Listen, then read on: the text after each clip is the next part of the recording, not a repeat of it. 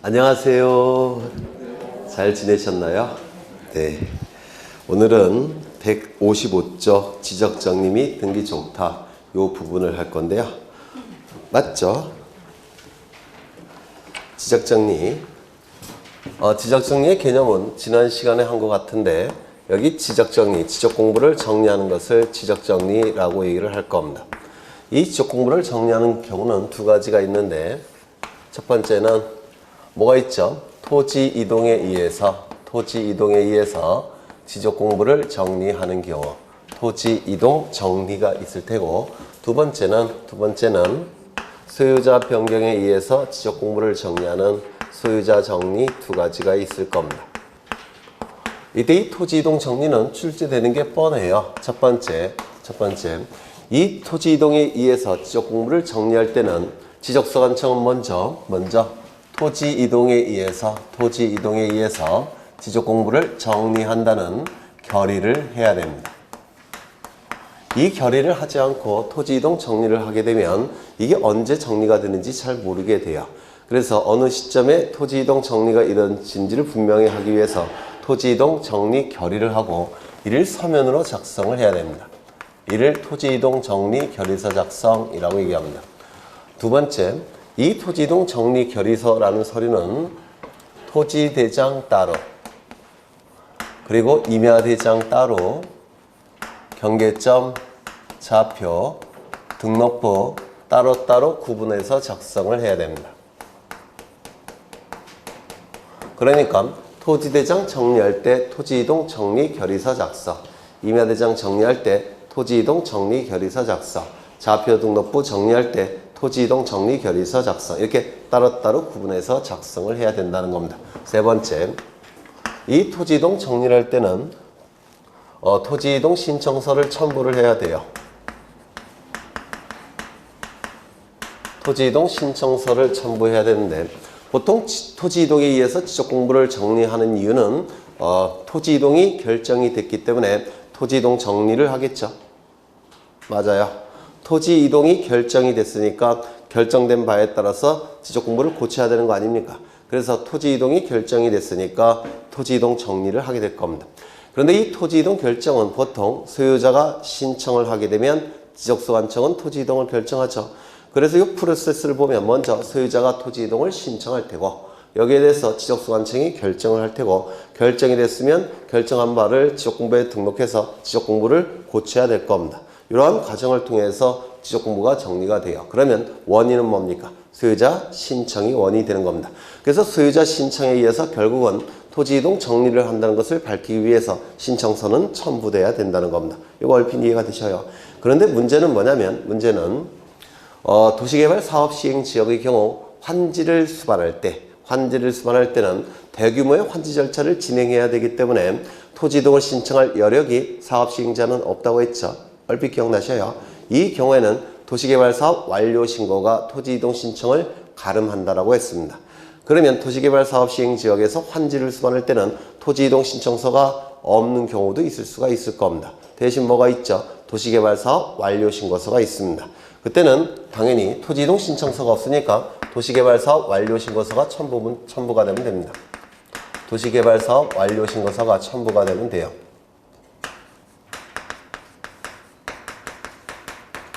그래서 요 정도가 다예요. 토지이동 정리에서 출제가 될 수 있는 건 요 세 가지 정도가 다고요.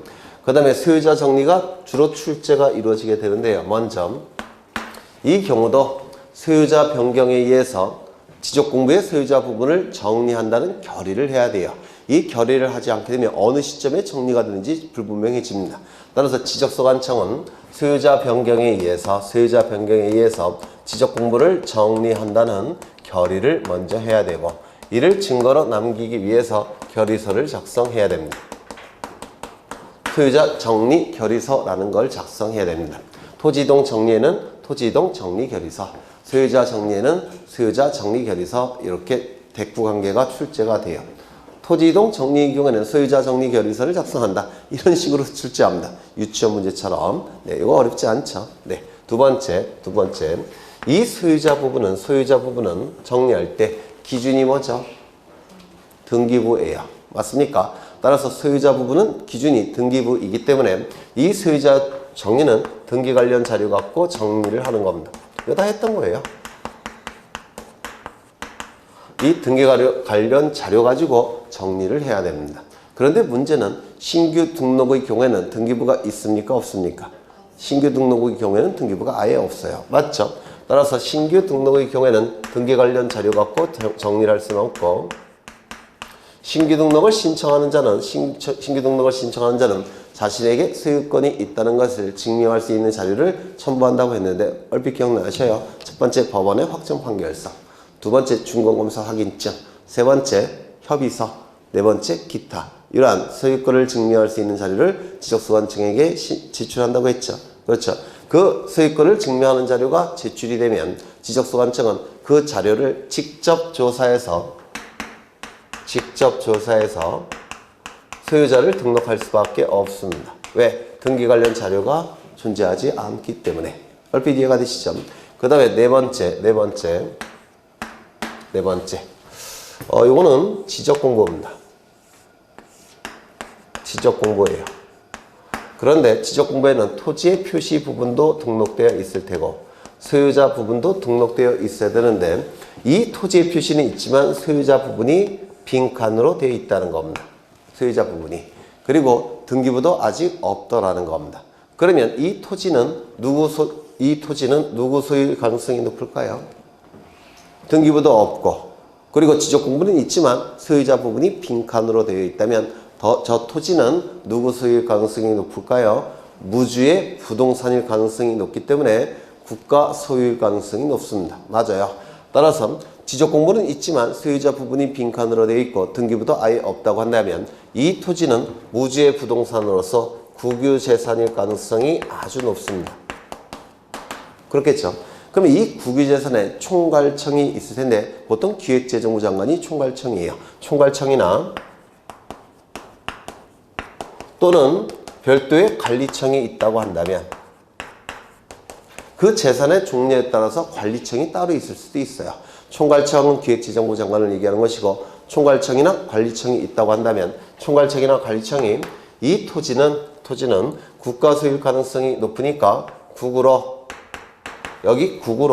등록해달라고 요구하는 경우가 있습니다. 등록을 신청하는 경우가 있더라는 겁니다. 그럴 수 있겠죠.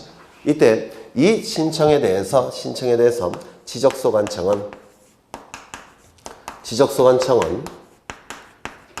여기에 국가 소유 국으로 등록해야만 됩니까? 등록할 수 있을 뿐입니까? 등록할 수 있을 뿐이에요. 등록하는 것이 아니라 등록할 수 있을 뿐입니다. 그러면 어느 경우에 등록을 해야 되느냐? 소유자가 존재하지 않음이 밝혀졌을 때 그때만 등록을 하는 겁니다. 이거 이해가 되셔요? 등기부도 없고 지적공부는 있지만 소유자 부분이 빈칸으로 되어 있다고 하더라도 소유자가 존재할 수가 있어요. 그리고 그 소유자가 자신에게 소유권이 있다는 것을 증명할 수 있는 자료를 가지고 있을 수도 있습니다. 예를 들어서 매매계약서 또는 납세증명서 이런 서류를 가지고 있는 진짜 소유자가 있을 수도 있죠. 따라서 있다고 한다면 이거 국으로 등록해야 됩니까? 안 됩니까? 안 되겠죠. 따라서 없는 경우만 국으로 등록하는 겁니다. 그래서 이때 이게 출제가 자주 되는데 지적공부의 소유자 부분이 빈칸으로 되어 있고 그리고 진짜 소유자가 존재하지 않는 경우만 국으로 등록하는 겁니다. 따라서 할 수 있다라고 규정되어 있는 겁니다. 그 다음에 다섯 번째 불부합 통지라는 개념이 나옵니다. 요즘은 이게 어려워서 예전엔 자주 출제가 안 됐는데 요즘은 자주 출제가 돼요. 불부합 통지. 부합하지 않는다고 통지한다 라는 뜻인데요. 여기에 한 필지 토지가 존재합니다. 그럼 이 토지에 관한 정보가 수집이 돼서 두 개의 공적인 장부에 등록이 될 겁니다. 하나는 뭐죠? 지적공부. 이 토지에 관한 정보는 지적공부라는 공적인 장부에 등록이 될 겁니다. 지적공부의 토지의 표시에 관한 부분과 소유자에 관한 부분이 등록관리 공시가 될 겁니다. 또 하나의 장부가 만들어지죠. 또 하나의 장부는 뭐죠? 등기부. 등기부가 또한 만들어질 겁니다. 등기부에는 표제부에 토지의 표시에 관한 정보가 등기가 될 테고 갑부에는 소유자에 관한 내용이 등기가 될 겁니다. 이거 이해가 되셔요? 소유자 그냥 A라고 하죠. 소유자의 이름, 주민번호, 주소가 등록이 될 테고 갑부의 소유자의 이름, 주민번호, 주소가 등기가 될 겁니다. 이 두 개의 정보는 동일한 토지에 관한 정보가 담겨져 있기 때문에 여기에 담겨져 있는 정보들은 일치해야 됩니다. 맞아요. 지적공부의 내용과 등기부의 내용은 일치해야 됩니다. 그런데 이 지적공부를 작성해서 관리하는 국가기관은 누구냐면 지적소관청이에요. 이 지적소관청은 행정부 소속의 국가기관입니다. 그리고 등기부를 작성하고 관리하는 국가기관은 누굽니까? 등기소예요. 이 등기소는 사법부 소속의 국가기관입니다. 그러면 소속이 다르다 보니까 가끔은 토지의 표시가 일치하지 않는 경우도 있고 소유자 부분이 일치하지 않는 경우도 있을 수가 있어요. 사람이 하다 보니까. 그러면 토지의 표시가 일치하지 아니할 때는 일치시켜줘야 될 테고 소유자 부분이 일치하지 아니할 때도 일치를 시켜줘야 됩니다. 왜? 동일한 토지에 관한 정보가 담겨져 있는 정보니까. 그러면 어느 걸 기준으로 어느 것을 고쳐줘야 된다고 했습니까? 토지의 표시는 무엇을 기준으로 한다고 했죠?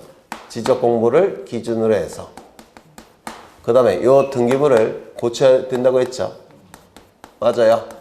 이걸 변경하게 됩니다. 이걸 변경등기, 토지의 표시 변경 등기라고 불러요.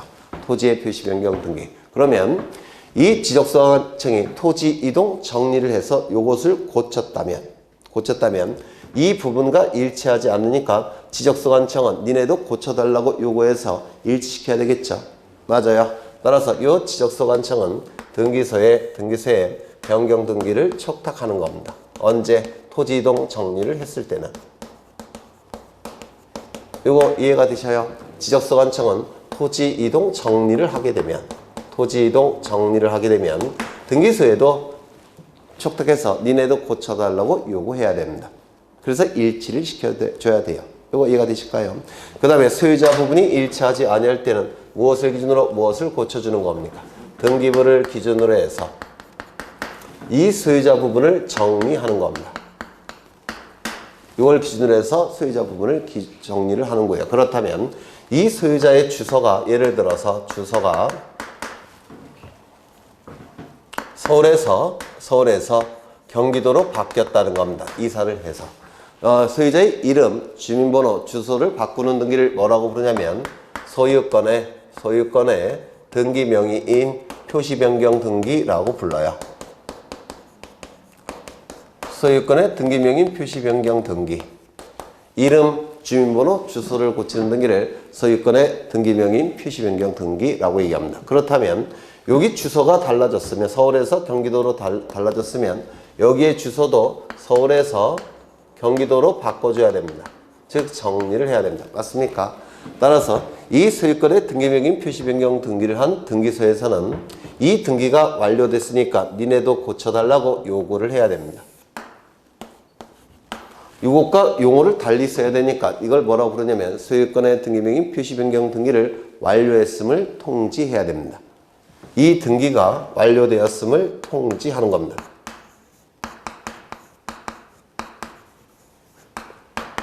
소유자에 관한 등기가 완료되었음을 통지를 하게 됩니다.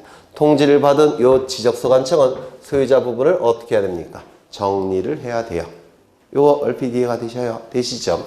그런데 문제는 뭐냐면 여기에 토지의 표시가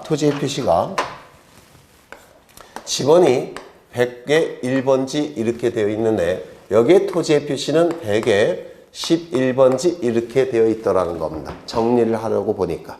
그러면 이 소유자 부분을 정리하려고 보니까 여기 토지의 표시와 여기의 토지의 표시가 일치하지 않더라는 겁니다.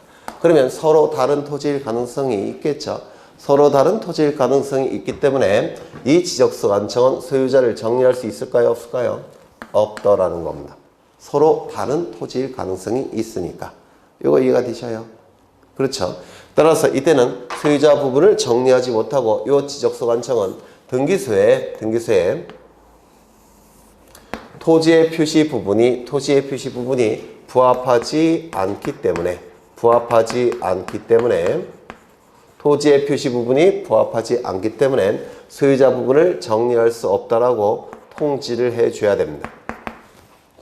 토지의 표시 부분이 부합하지 않기 때문에 소유자를 정리할 수 없다라고 통지를 해줍니다. 이를 불부합 통지라고 불러요. 불부합 통지. 이때 불부합 통지를 받은 요 등기소는 소유권의 등기 명의인이. 소유권의 등기 명의인은 누굽니까? A. 그렇죠. 소유권의 등기 명의인이 1월 이내에 요 토지의 표시 변경 등기를 신청할 때까지 기다립니다. 토지의 표시 변경 등기를 신청할 때까지 기다려요. 토지의 표시는 기준이 뭐라고 그랬죠? 지적 공부라고 했죠. 따라서 이걸 기준으로 해서 요거를 이렇게 바꿔줄 때까지 기다리겠다는 겁니다. 이거 이해가 되셔요? 그런데 토지의 표시 변경 등기를 소유권의 등기 명의인이 신청하지 않게 되면 등기소는 직권으로 변경 등기를 해버립니다. 직권으로 토지의 표시 변경 등기를 해버려요. 즉 100의 11번지를 뭐로 고치는 등기? 100의 1번지로 고치는 등기. 직권으로 해버립니다. 그러면 이제는 토지의 표시 부분이 일치가 됐죠. 일치가 됐으니까 다시 한번 이걸 통지해 줍니다. 토지의 표시가 이제 일치가 됐으니까 소유자를 이제 정리해달라 이렇게 통지를 해줘요. 그러면 이제 통지를 받은 지적소관청은 소유자 부분을 정리할 수 있습니까? 없습니까? 있겠죠. 왜? 토지의 표시가 일치가 됐으니까 소유자 부분을 이제 정리할 수가 있을 겁니다. 이때 하는 이 개념이 불부합 통지라고 불러요. 불부합 통지. 이게 지금 이거 세 번째 하는 건데요. 이거 자꾸 반복이 돼야지만 이게 좀 익숙해집니다. 이거 좀 더 익숙해지지 않았습니까? 그렇죠. 여기서 추가될 게 있는데 이때 이 지적소관청은 이 지적공부와 등기부가 일치하는지 여부를 끊임없이 조사를 해야 됩니다. 그리고 확인을 해야 돼요. 지적소관청 소속 공무원은 지적공부와 등기부가 일치하는지 여부를 끊임없이 조사하고 확인해야 되는데 이때 조사하고 확인할 때 드는 비용이 있을 겁니다. 비용은 무료입니다. 이것도 자주 출제가 돼요. 이것도 자주 출제가 됩니다. 지적소관청은 지적공부와 등기부가 일치하는지 여부를 끊임없이 조사하고 확인하고 이때 드는 비용은 공짜입니다. 만약에 돈 들면 안 하겠죠. 그렇죠. 조사하고 확인해 봤더니 일치하지 않더라는 겁니다. 조사하고 확인해 보니까 일치하면 가만히 있으면 될 테고 일치하지 않으면 뭔가 액션을 취해야 되겠죠. 일치하지 아니할 때 그때는 어떻게 해야 될까요? 일치를 시켜야 될 겁니다. 일치시키는 방법은 두 가지가 있는데 첫 번째 만약에 요 부분이 일치하지 않는다면 이때 이거를 잘못 얘기했네. 이 부분이 일치하지 않는다면 이거는 알아서 고치면 되겠죠. 따라서 직권으로 정리할 수도 있습니다. 잘못 얘기했나? 이거겠죠, 이거. 이것이 일치하지 않는다면 이것을 기준으로 이것을 고칠 수 있겠죠. 그렇죠. 그런데 두 번째, 이 부분이 일치하지 않는다면 이게 제대로 됐고 이게 잘못됐습니다. 그럼 지적소관청이 이 부분을 직권으로 정리할 수 있습니까? 없습니까? 없어요. 이건 등기소에서 하는 거니까. 맞아요. 따라서 이때는 소유자나 이해관계인에게 이것을 기준으로 이것을 고쳐달라고 요구할 수밖에 없습니다. 이거 이해가 되셔요? 이때는 소유자나 이해관계인에게 일치시키는 신청을 하도록 요구하거나 요청할 수밖에 없더라는 겁니다. 토지의 표시 부분은. 이거는 지적소관청이 고칠 수가 없으니까. 이거 이해가 되실까요? 그래서 이게 바로 불부합 통지와 관련해서 출제되는 내용 전부예요. 이게 처음 보시는 건 좀 어려울 수가 있습니다. 그렇죠? 이게 불부합 통지. 그래서 이 소유자 부분은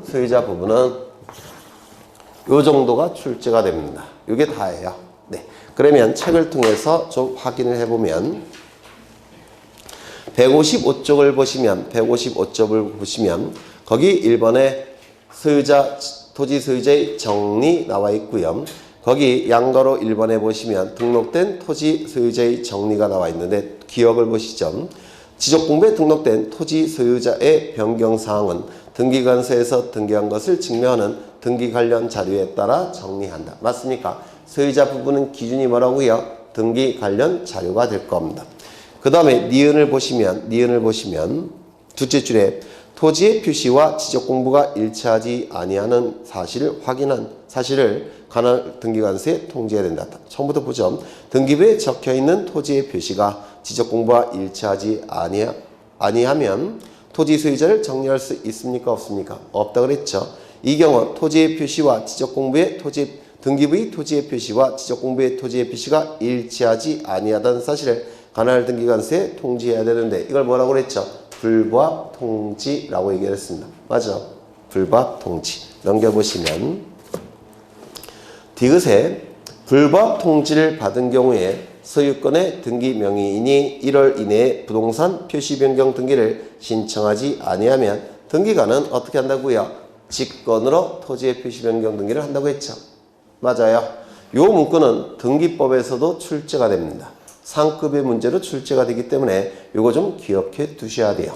불부합 통지를 받은 등기서는 소유권의 등기 명의인이 1월 이내에 부동산 표시 변경 등기, 토지 표시 변경 등기를 신청할 때까지 기다려보고 신청하지 아니한다면 등기관은 어떻게 한다고요? 직권으로 변경 등기를 해버립니다. 좀 기억해 두셔야 될 테고요. 그 다음에 동글뱅이 2번을 보시면 기억에 지적서 간청은 필요하다고 인정할 때는 관할 등기관서의 등기부를 열람하여 지적 공부와 등기부가 일치하는지 여부를 끊임없이 뭐 해야 된다고요? 조사하고 확인을 해야 됩니다. 조사 확인 밑줄 치시고요. 일치하지 아니하는 사항을 발견하면 등기사항 증명서 또는 등기관서에서 제공한 등기 관련 자료에 따라서 지적 공부를 직권으로 정리하거나 즉 소유자 부분이 일치하지 않을 때는 등기 관련 자료를 가지고 지적공부의 소유자 부분을 직권으로 정리할 수 있겠죠. 맞아요. 직권으로 정리하거나 토지 소유자 그 밖의 이해관계인에게 지적공부와 등기부가 일치하게 하는데 필요한 신청 등을 하도록 요구할 수도 있다. 즉 토지의 표시 부분이 일치하지 아니할 때는 등기부의 토지 표시를 지적소 관청에 직권으로 고칠 수는 없죠. 따라서 소유자나 이해관계인에게 일치하는 신청을 하도록 요구할 수도 있다는 겁니다. 이거 얼핏 이해가 되셔요? 두 가지 방법이 다 사용된다는 거 이거 좀 기억해 두셔야 돼요. 직권으로 정리할 수도 있고 요구할 수도 있더라는 겁니다. 이게 굉장히 어려운 상급의 문제로 출제가 된 적이 있습니다. 그 다음에 신규 등록의 경우가 나와 있는 그 다음에 또 니은을 보시면 셋째 줄에 수수료는 어떻다고요? 공짜. 이것도 다 기출 지문이 있어요. 수수료는 무료가 될 테고요.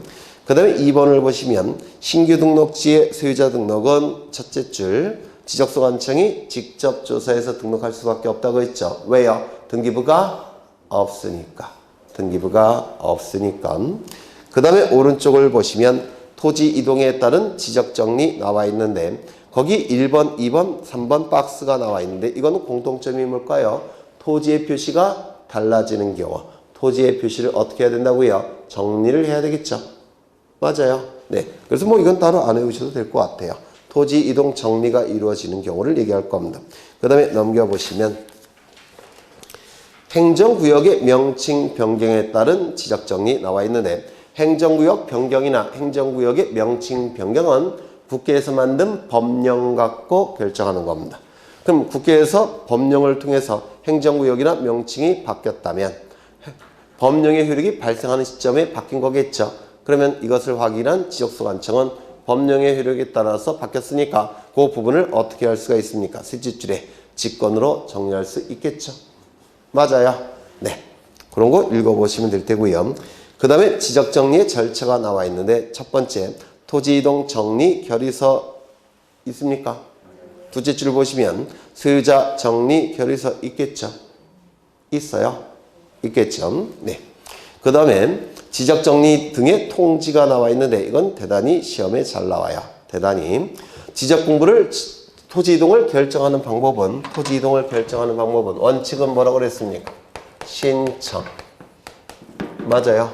이 신청도 세 가지가 있죠. 원칙은 소유자가 신청함이 원칙인데 두 번째 제3자가 대위 신청하는 경우도 있다고 했죠. 네 가지. 네 가지 기억나십니까? 첫 번째 뭐가 있죠? 공공사업. 두 번째, 국가나 지자체가 취득하는 경우. 세 번째, 주택법에 따른 공동주택의 부지인 경우. 네 번째, 채권자 대위 신청. 네 가지 꼭 외워두셔야 돼요. 그 다음에 세 번째, 특례 규정이 있었죠? 특례 규정. 도시개발사업 같은 토지개발사업이 이루어지는 경우는 소유자의 신청권을 박탈하고 사업시행자만이 토지 이동을 신청할 수 있다고 했죠. 특례 규정이라고 얘기했습니다. 그 다음에 일정한 기간 동안에 신청이 없을 때는 지적소관청은 직권으로 토지 이동을 결정한다고 했죠. 맞아요. 그래서 토지 이동이 결정이 되면 이제 지적 공부를 정리해야 될 겁니다. 맞아요. 이때 이 토지 이동 정리를 할 때 소유자가 알 수 있는 경우도 있고 소유자가 모르는 경우도 있을 거예요. 맞아요. 지적소관청이 이 토지 이동 정리를 할 때 이 부분을 정리할 때 소유자가 아는 경우도 있고 모르는 경우도 있는데 소유자가 안다고 한다면 소유자에게 이 부분을 정리했으니까 알고 있어라 이렇게 통지할 필요가 있습니까? 없습니까? 없어요. 소유자가 모른다고 한다면 통지해 줘야 되겠죠. 그러면 어느 경우에 소유자는 알고 있겠습니까?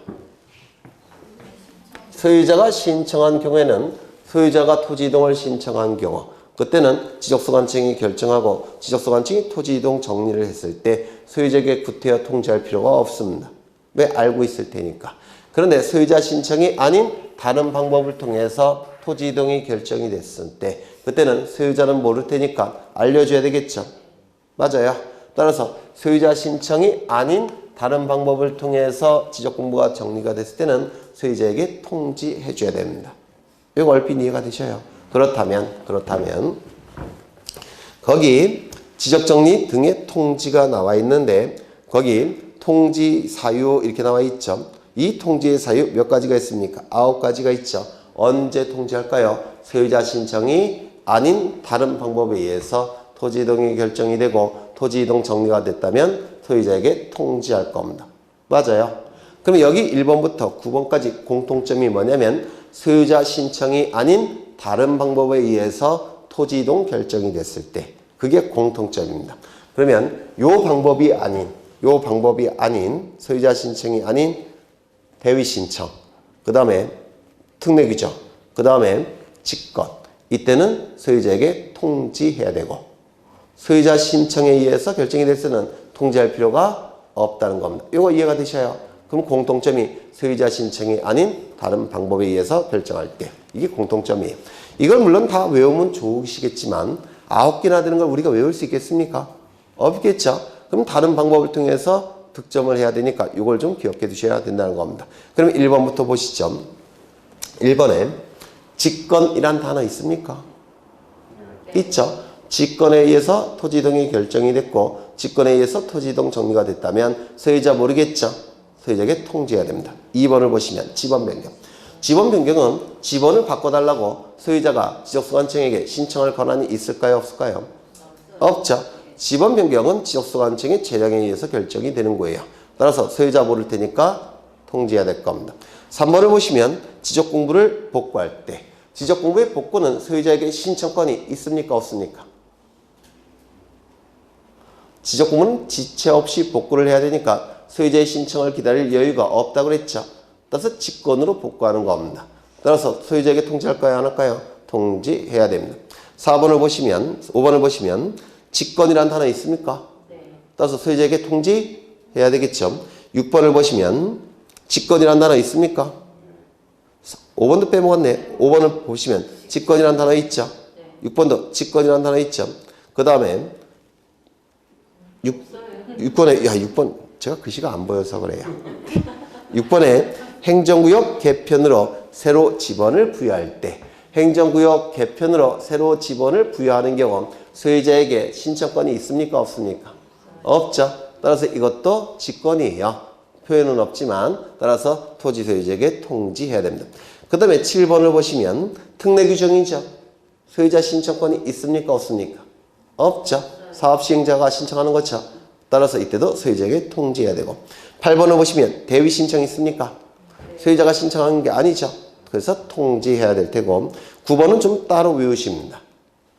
9번은 이거는 1번부터 8번까지는 지적 공부와만 관련돼 있는데 특이하게 9번은 등기부와 관련된 거죠. 그래서 9번을 자꾸 답으로 체크를 하셔요. 이거 9번은 그래서 따로 유념하셔야 됩니다.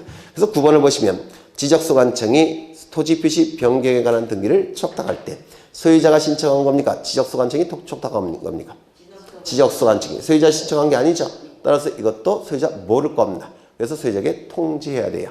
그래서 소유자 신청이라는 단어가 있다면 그게 답인 겁니다. 이거 이해가 되실까요? 물론 외우는데 자신 있으시면 외우시면 좋아요. 근데 못 외웁니다. 저는 20년 강의했지만 아직도 못 외워요. 그러니까 외우는 걸 줄이셔야 돼요. 외우는 걸. 네. 그래서 그거 좀 잘 유념하십니다. 소유자 신청이라는 지문이 있는 것이 정답이에요. 그 다음에 2번 통지의 시기. 이것도 굉장히 잘 나오는데요. 여기 보시면 동글뱅이 1번에는 15일이라는 단어가 있습니까? 있죠. 소유자에게 15일 이내에 통지해야 되고요. 동글뱅이 2번을 보시면 7일 이내라는 단어가 있습니까? 있죠. 7일. 하나는 15일, 하나는 7일인데요. 변경 등기를 촉탁해야 된다면 요 변경 등기 촉탁해야 된다면 등기소 갔다 와야 되니까 긴 거겠습니까? 짧은 거겠습니까? 긴 거 15일.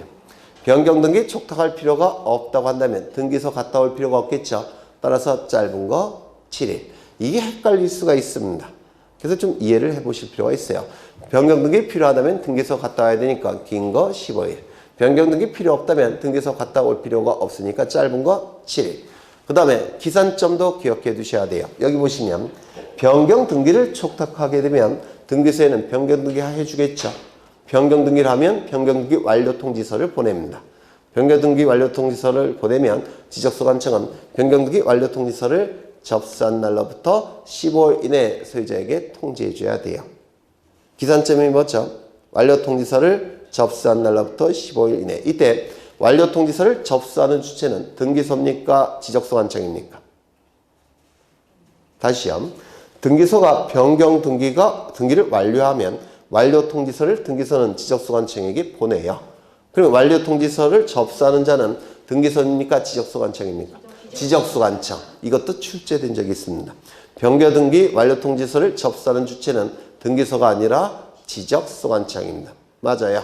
그 다음에 변경 등기 촉탁이 필요 없는 경우에는 지적공부에 등록하는 날로부터 그때부터 7일 이내. 기산점도 상급의 문제로 출제되니까 기억해 두셔야 되고요. 그 다음에 예외라고 되어 있는데 소유자의 주소나 거소를 알 수 없다면 통지가 불가능하겠죠. 그럼 다른 방법을 통해서 알려줘야 되는데 그 다른 방법은 공고의 방법으로 알리는 겁니다. 주소나 거소를 알 수 없으니까 어쩔 수 없겠죠. 그러면 이때 공고의 방법은 둘째 줄 보시면 일간신문 밑줄 뭐라고 출제하냐면 주간신문으로 출제해요. 이 나쁜 놈들이. 일간신문. 그 다음에 해당 신구의 공보 밑줄. 이 나쁜 놈들이 자꾸 시도의 공보라고 출제합니다. 시도의 공보가 아니라 시군구의 공보. 그 다음에 또는입니다. 또는 밑이 아니라 또는이에요. 밑은 세 군데 전부 같이 공고하는 것이죠. 또는 세 군데 중에서 한 군데를 통해서 공고하면 되겠죠. 또는 인터넷 홈페이지에 공고를 하는 겁니다. 되셨을까요? 네. 그래서 요거 좀 지적정리 등의 통지는 시험에 워낙 잘 나오기 때문에 좀 유념하실 필요가 있습니다. 다 잘 나옵니다. 여기 있는 것들은. 그렇죠. 그 다음에 등록상 정정. 요번에는 좀 생략을 하겠습니다. 이거 여러 번 했죠? 2번이나 했기 때문에 이번에는 좀 생략을 하고요. 생략을 못 하겠네. 해야 될 것 같습니다. 네. 왜냐하면 이 등록상 정정은 다 보셨는데 어디를 안 보셨냐면 162쪽에 직권 정정 대상 있죠. 이걸 안 보신 것 같아요. 이게 중요한 건데 보셨나요? 봤어요. 봤어요? 거기 줄쳐져 있어요. 네, 그러면 생략하죠. 네. 그 다음에 164쪽을 보시면 등기의 촉탁 있습니까? 등기의 촉탁 여기도 줄쳐져 있습니까? 어디를 줄쳐져 있어야 되냐면 165쪽에 동글뱅이 5번에 직권에 동그라미 쳐져 있습니까? 네, 그러면 이것도 생략하겠습니다. 다 했으니까 등기법 시간에 추징을 좀 해야 돼요. 이제 어디를 보시냐면 측량을 가겠습니다. 측량.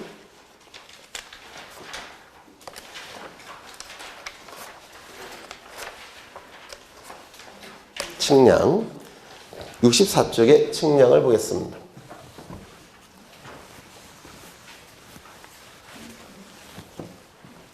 64쪽 아닌가요? 64쪽 측량을 보겠습니다. 이것도 다 했던 거긴 해요. 여기 한 필지 토지가 있을 테고 이 토지에 관한 정보가 수집이 될 겁니다. 수집되는 방법은 두 가지가 있는데 조사와 측량을 통해서 수집이 될 겁니다. 이때 이 정보는 주된 정보는 뭐죠? 토지 표시에 관한 정보가 주된 정보가 될 테고 토지 표시에 관한 정보는 소재, 지번, 지목 요 세 가지는 조사를 통해서 수집을 합니다. 면적,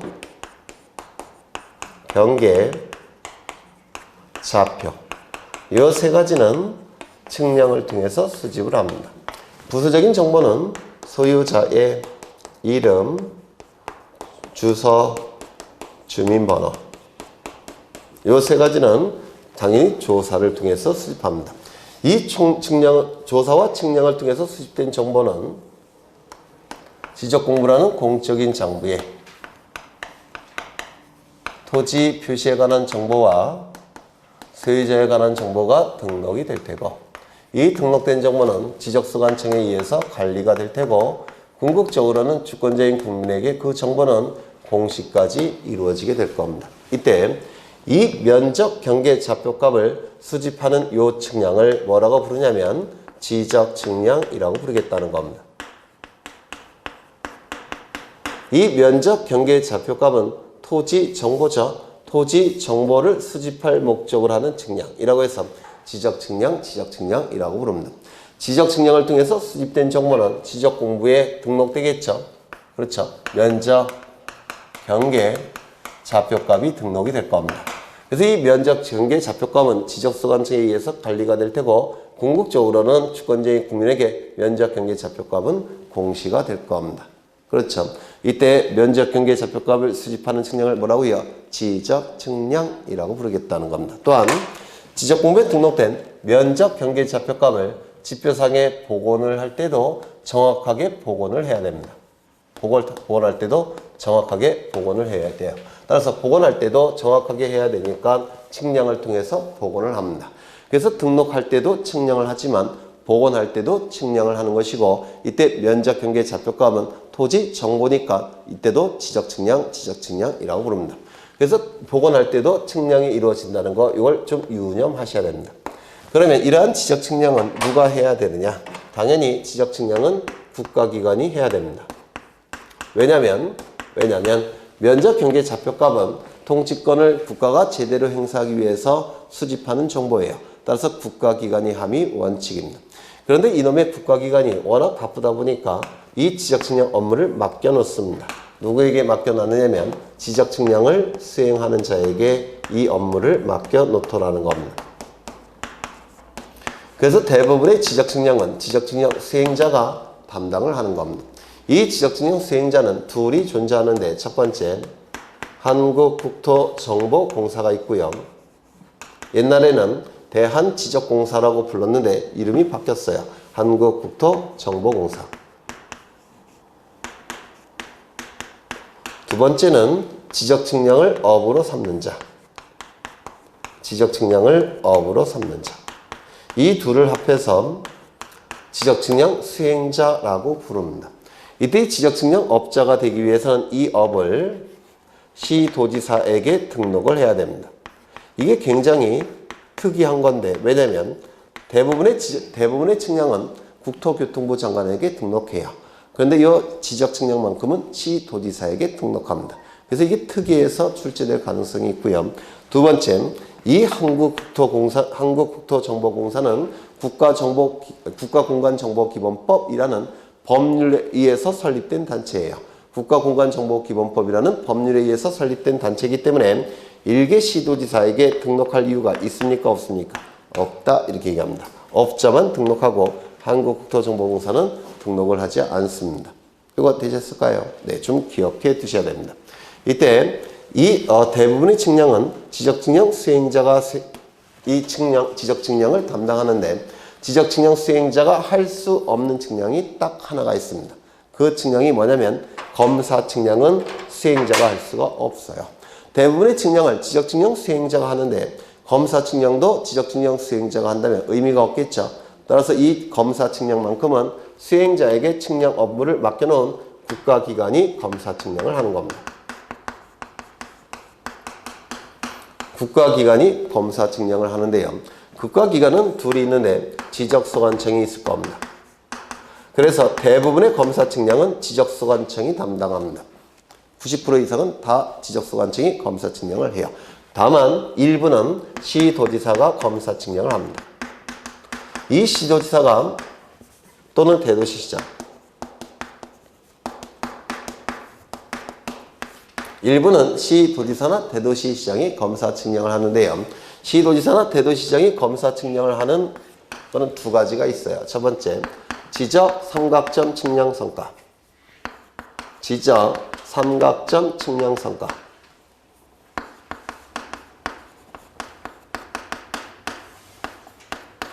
그리고 두 번째, 일정 규모 이상의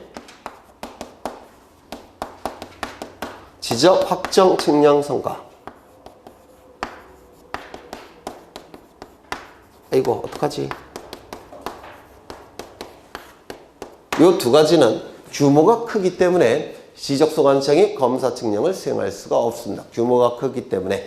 그래서 이 두 가지는 시도지사, 대도시장이 검사 측량을 수행하고 두 가지를 빼놓고 전부 다 지적소관청이 검사 측량을 수행합니다.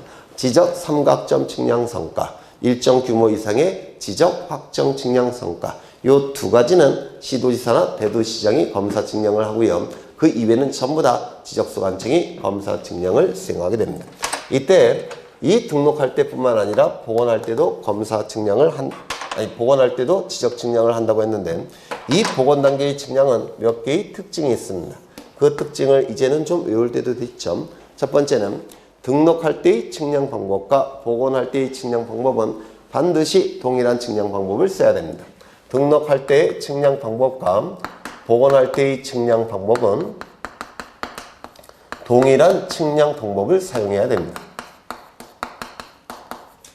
만약에 등록할 때와 복원할 때의 측량 방법이 다르게 되면 엉뚱한 위치에 복원될 가능성이 있습니다. 그래서 반드시 같은 측량 방법을 써야 돼요. 그렇다면 등록할 때 평판 측량을 썼다면 복원할 때도 평판 측량. 등록할 때 경위 측량을 썼다면 복원할 때도 경위 측량. 등록할 때는 평판을 썼는데 복원할 때는 경위 측량을 쓰게 되면 엉뚱한 위치에 복원이 돼요. 그래서 정밀한 거 여부를 묻지 않고 등록할 때의 측량 방법과 복원할 때의 측량 방법은 같은 방법을 사용해야 됩니다. 두 번째, 등록할 때는 공시 목적으로 등록을 하는 겁니다. 따라서 국가기관이 개입해서 정확한지 여부를 검사를 해야 됩니다. 공시 목적으로 하는 거니까. 그런데 여기 등록된 면적 경계 좌표값을 지표상에 복원하는 이유는 공시 목적이 아니라 보통 인접토지와의 경계에 분쟁이 발생했을 때 보통 복원을 해요. 이건 공시 목적이 아니라 사적인 이익을 위한 것이죠. 따라서 국가기관이 개입해서 검사할 이유가 있습니까? 없습니까? 없어요. 따라서 복원할 때는 검사 측량을 하지 않습니다. 세 번째, 지적공부에 등록하는 것이 그 자체가 지적공부를 고치는 거죠. 따라서 지적정리를 하는 겁니다. 그런데 여기에 등록된 바를 여기다가 복원할 때 이거 고칠 필요가 있습니까? 없습니까? 없죠. 여기에 등록된 것을 여기다 복원할 때 여기에 변화가 있어요? 없어요? 없잖아요. 따라서 복원 단계에서는 지적 정리를 합니까? 안 합니까? 하지를 않습니다. 복원할 때는 지적 공부를 고칠 필요가 없다는 겁니다. 네 번째. 여기에 등록된 것을 이쪽에 복원할 때 면적을 고칠 이유가 있습니까? 없습니까? 없어요. 따라서 면적 측정도 할 필요가 있습니까? 없습니까? 면적 측정도 할 필요가 없습니다. 면적이 바뀌는 게 아니니까. 그렇죠. 다만 면적이 잘못 등록됐다면 복원하는 과정에서 면적이 잘못 등록됐음이 확인된다면 그때는 고치겠죠. 그런데 그런 게 확인이 안 되면 고칠 필요가 없다는 겁니다. 그래서 원칙적으로 면적 측정도 하지 않습니다. 이게 복원 단계의 측량의 특징이에요. 좀 외워두실 필요가 있습니다. 다시요. 등록할 때의 측량 방법과 복원할 때의 측량 방법은 동일한 측량 방법을 쓴다는 거. 두 번째, 등록할 때는 공시 목적으로 하는 거니까 검사 측량이 필요하지만 복원할 때는 공시 목적으로 하는 게 아니니까 검사 측량이 필요 없다는 거. 복원한 다음에 지적물을 고칠 이유가 없기 때문에 지적 정리가 필요 없다는 거. 복원할 때 면적이 달라지는 경우는 원칙적으로 없기 때문에 측정도 할 필요가 없다는 거. 요 네 가지를 기억해 두셔야 돼요. 그러면 이 복원 단계의 측량에는 뭐가 있냐면 두 가지가 있습니다. 첫 번째, 경계 복원 측량. 그럼 이 경계 복원 측량은 이러한 특징을 갖겠습니까? 갖게 될 겁니다. 경계 복원 측량 아닙니까? 복원 측량. 두 번째, 지적 현황 측량. 이 지적 현황 측량도 복원 단계 측량이에요. 따라서 이러한 특징을 갖게 될 겁니다. 그럼 여기서 지적 현황 측량은 개념이 출제가 됩니다. 대단히 중요한 측량이에요. 이걸 좀 보겠습니다. 이거 지워도 되겠죠?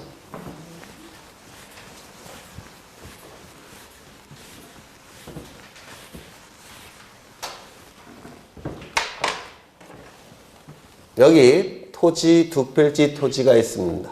토지를 옆에서 본 거예요. 여기는 100번지 토지 갑수유구역, 이쪽은 101번지 토지 을수입니다. 뭐 담장이 이렇게 설치되어 있을 겁니다. 구조물이. 이 두 필지 토지가 측량을 통해서 도면 위에 등록이 됐을 겁니다. 측량을 통해서 도면 위에 등록이 됐을 거예요. 100번지, 101번지 이렇게 등록이 됐을 겁니다. 그런데 갑과 을 사이에 요 지표상의 경계에 대해서 분쟁이 발생을 하더라는 겁니다. 분쟁이 발생할 수 있죠. 그렇죠. 이 담장은 가짜다. 뭐 이건 진짜다. 이렇게 분쟁이 발생할 수 있다는 겁니다. 이 담장에 적용되는 법률은 뭐죠? 민법. 지표상의 경계에 적용되는 법률은 민법이라고 했죠. 도면상의 경계에 적용되는 법률은 뭡니까? 공간정보법. 민법은 일반법이고 공간정보법은 특별법이죠. 어느 법이 우선하는 겁니까? 공간정보법이 우선이 돼요. 특별법 우선의 원칙에 의해서. 그러면 지표상의 경계에 대해서 분쟁이 발생했다면 이 경계를 먼저 적용되는 이 경계를 저기에 복원을 해보면 돼요. 그러면 분쟁이 해결될 겁니다. 이 경계가 더 중요한 거니까. 맞아요. 그래서 이 경계를 복원해 보면 됩니다. 이때 하는 측량이 무슨 측량입니까? 경계 복원 측량이라고 될 겁니다. 경계를 복원해 보니까 여기가 딱 들어맞더라는 겁니다. 그러면 이거 제대로 된 경계죠. 맞아요. 그런데 복원을 해보니까 이쪽이더라는 겁니다. 잘못된 경계죠. 그래서 이렇게 해결하겠다는 겁니다. 이때 하는 측량이 뭐라고요? 경계 복원 측량이라고 불러요. 맞아요. 그렇죠. 두 번째, 여기는 토지를 옆에서 본 거고요. 옆에서. 그리고 이쪽은 100번지 토지, 이쪽은 101번지 토지입니다. 그리고 여기에는 4층짜리 빌딩이 있고요. 그리고 101번지 토지에는 작은 주택이 하나 이렇게 들어서 있습니다. 이 두 필지 토지가 도면 위에 등록되어 있을 겁니다.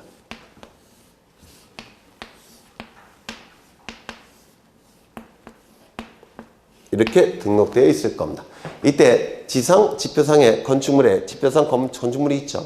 이 현재의 상황을 지적공부에 등록된 도면에 등록된 경계와 대비하여 표시하기 위해서 이 건축물을 여기다가 그려놓고자 합니다. 다시요. 이 지상 건축물 등의 현재의 상황을 도면에 등록된 경계와 대비하여 표시하기 위해서 이 지상 건축물 등을 여기다가 그려놓고자 합니다. 그려놓는 방법은 이러한 방법을 사용합니다. 먼저 이 경계가 복원이 됩니다. 경계가 복원이 되면 이제 복원된 경계와 지상 건축물 간의 위치 관계, 거리 관계를 측량을 통해서 구합니다. 위치 관계, 거리 관계를 측량을 통해서 구하게 돼요. 구해봤더니 여기는 1m, 여기는 3m 이렇게 되어 있다는 겁니다. 그러면 여기다가 이 4층짜리 건물을 이렇게 그려 넣을 테고요. 여기가 1에 1이라고 한다면 몇 배 되는 거리에 이걸 그려 놓으면 됩니까? 3배. 그래서 3배 되는 거리 하나, 둘, 셋. 여기다가 이렇게 그려놓게 될 겁니다. 그러면 이 지상 건축물 등이 도면에 등록된 경계와 대비하여 표시가 되겠죠. 맞아요. 요 건축물 등을 그려놓는 측량이 지적 현황 측량이라고 부르는데요. 이 지적 현황 측량은 두 단계의 측량으로 구성이 되어 있어요. 첫 번째, 일단은 경계가 복원이 돼야 되겠네요. 맞아요. 경계가 복원돼야 되죠. 따라서 경계 복원 측량 하나. 복원된 경계와 지상 건축물 간의 위치 관계, 거리 관계가 측량을 통해서 그려져야 되겠죠.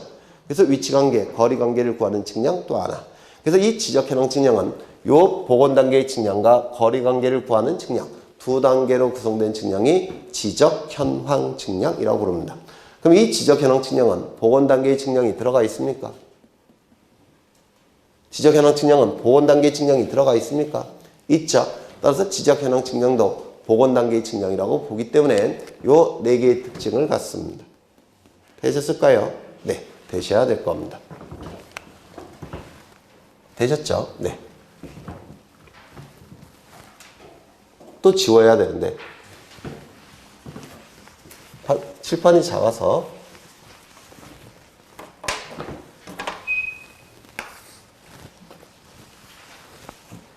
지금 요 토지를 측량하고자 합니다.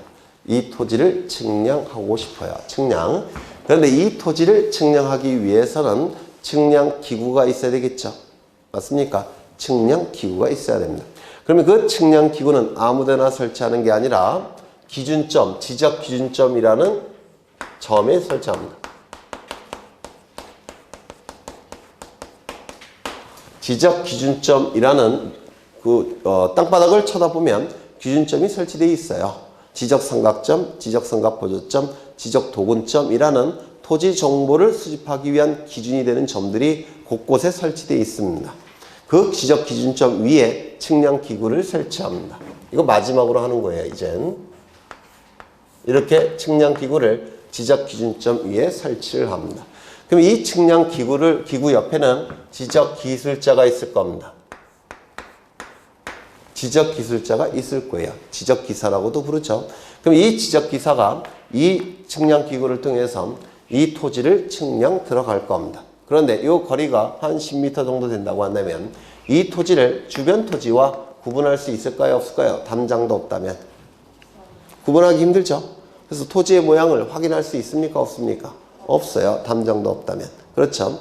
따라서 주변 토지와 구분하기 위해서 이 부분을 뭐라고 부르냐면 지표상의 경계점이라고 불러요. 지표상의 경계점. 지표상 경계점 위에다가 이렇게 봉을 설치합니다. 이렇게 봉을 설치해요. 이를 경계점 표지라고 부릅니다. 이렇게 봉을 설치하게 되면 주변 토지와 이제는 구분이 되겠습니까? 구분이 되겠죠. 네. 그러면 이제 이때 요 지적 기술자가 측량 기구를 통해서 이 경계점 표지를 관측을 합니다. 이렇게 관측을 해요. 이렇게 관측을 합니다. 이렇게 관측을 합니다. 관측이 이루어지면 요게 각도가 구해집니다. 요 측량 기구를 통해서 각도가 나오게 돼요. 이 각도를 이용해서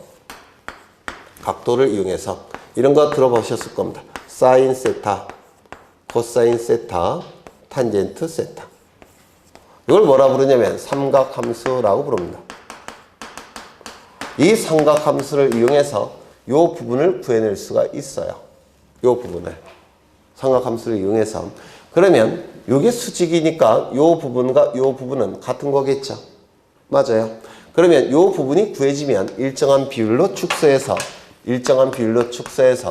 도면 위에 그려넣습니다. 이렇게. 일정한 비율로 축소해서 이렇게 그려넣어요. 이렇게 그려넣는 겁니다. 그럼 마찬가지로 이 부분도 구할 수 있겠죠? 이 부분도 구할 수가 있을 겁니다. 마찬가지 방법으로 이 부분도 구할 수 있을 겁니다. 마찬가지 방법으로 이 부분도 구할 수 있을 겁니다. 이렇게 그려넣는 겁니다. 이러한 방법을 통해서 도면이 작성이 되는 겁니다. 이거 얼핏 이해가 되셔요? 그렇죠. 이때 이 모양이 무슨 모양입니까? 삼각형 모양이에요. 삼각형. 그래서 삼각형 모양을 통해서 측량한다고 해서 이 측량 방법을 삼각측량이라고 불러요. 삼각측량. 그러면 이 삼각측량을 하기 위해서는 경계점 표지가 설치돼야 되죠. 그래서 지난 시간에 축척 변경할 때 경계점 표지가 설치가 돼야지만 축척 변경 측량할 수 있다고 하지 않았습니까? 지난주에 그랬습니다. 그래서 이 지적 측량은 보통 삼각 측량을 사용하게 됩니다. 이 삼각 측량을 사용하기 위해서는 뭐가 있어야 됩니까? 지적 기준점이 있어야 됩니다. 되셨을까요? 네.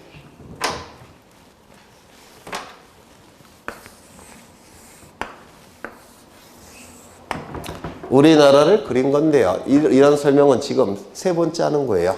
반복해서 하는 건데 이제 마지막입니다. 앞으로는 이런 건 안 해요. 네. 여기에 휴전선이 이렇게 흘러갈 테고 여기 문경 지역의 한 필지 토지를 측량하고자 합니다. 문경 쪽에. 이 토지를 측량하기 위해서는 측량기구가 있어야 되고 이 측량기구는 기준점 위에 설치를 해야 될 겁니다. 그런데 우리나라에 있는 기준점 중에서 가장 근원이 되는 기준점을 뭐라고 부르냐면 원점이라고 불러요. 원점. 가장 근원원자를 쓰기 때문에 근원이 되는 기준점이라는 건데요. 이때 이 원점은 두 가지가 있습니다. 수준 원점.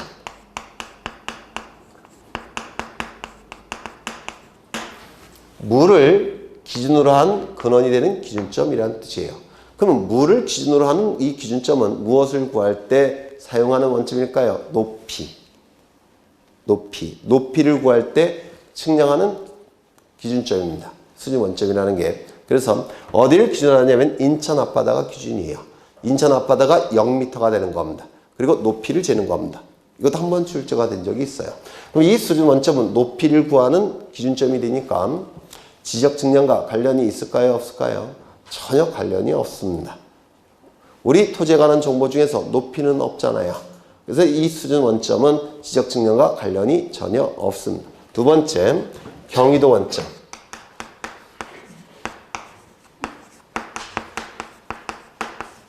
이 경위도 원점이 지적 측량과 관련이 있는 기준점입니다. 이 경위도 원점은 어디 있냐면 여기 있어요. 경기도 수원시 영통구 원천동 국토지리원이라는 곳 안에 있습니다. 경위도 원점. 이게 지적 측량과 관련이 된 건데요. 이 경위도 원점 위에 측량기구를 설치합니다.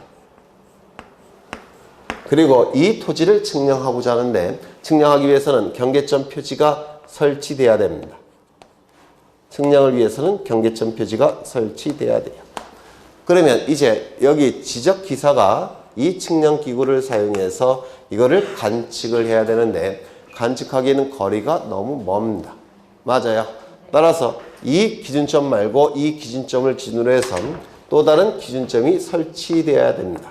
너무 거리가 머니까. 이 기준점의 이름을 뭐라고 부르냐면 지적 삼각점이라고 부릅니다.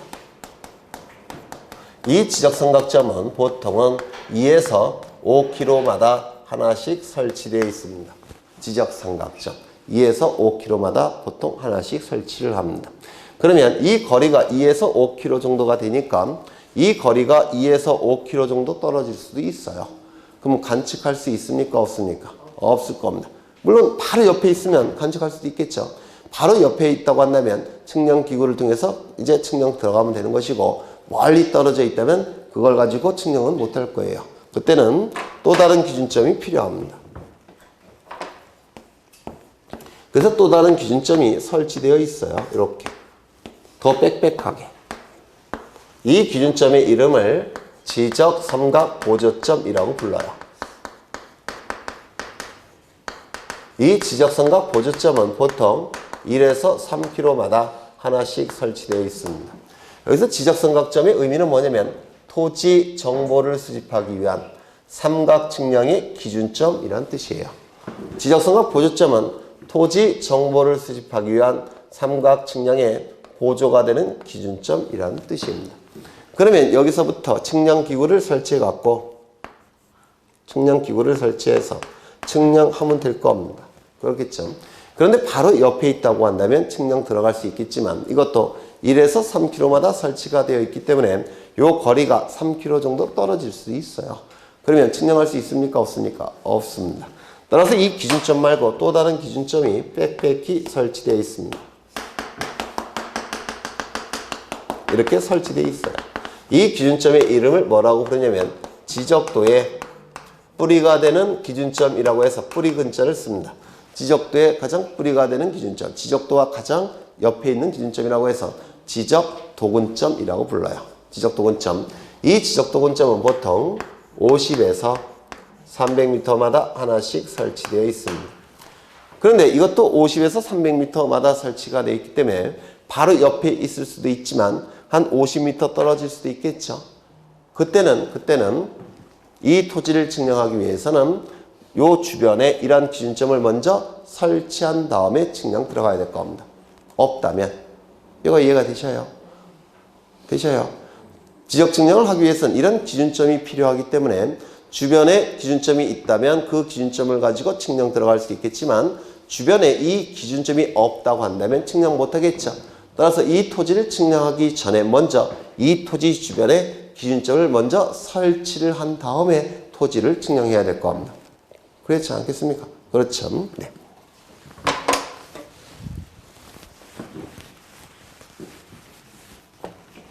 이때 다 했던 거예요. 반복하는 겁니다.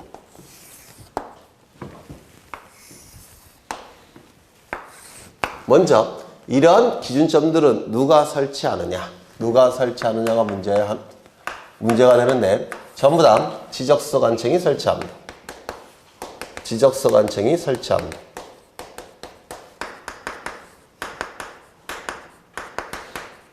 설치의 주체는 누구라고요? 지적서 관청이 설치를 합니다. 그럼 설치할 때 측량 성과나 측량 기록들이 있겠죠. 설치를 하게 되면 성과나 측량 기록들이 나올 겁니다. 이러한 측량 성과나 측량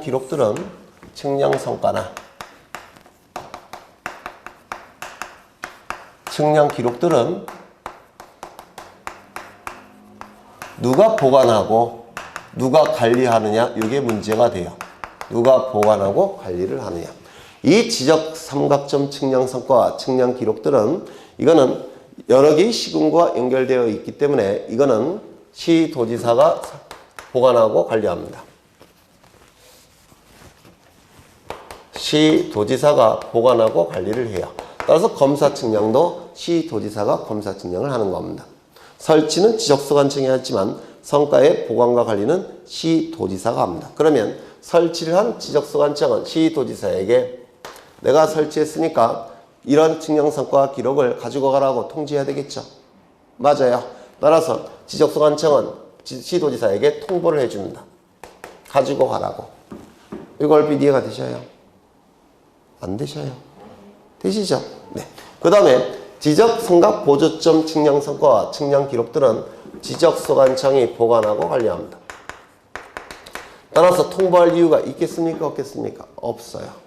지가 설치하고 지가 보관하고 있으니까. 지적 도근점 측량 성과와 측량 기록들은 지적서 관청이 보관하고 관리합니다. 따라서 통보할 이유가 있겠습니까? 없겠습니까? 없어요. 삼각점 측량 성과와 측량 기록만 이때만 통보를 해주는 겁니다. 그 다음에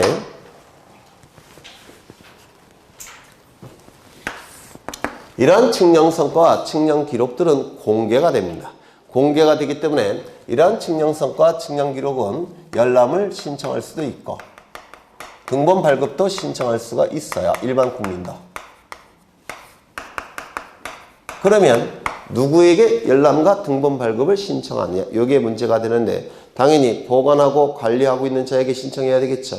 따라서 지적 삼각점 측량 성과와 측량 기록들은 누구에게 신청하겠습니까? 시도지사.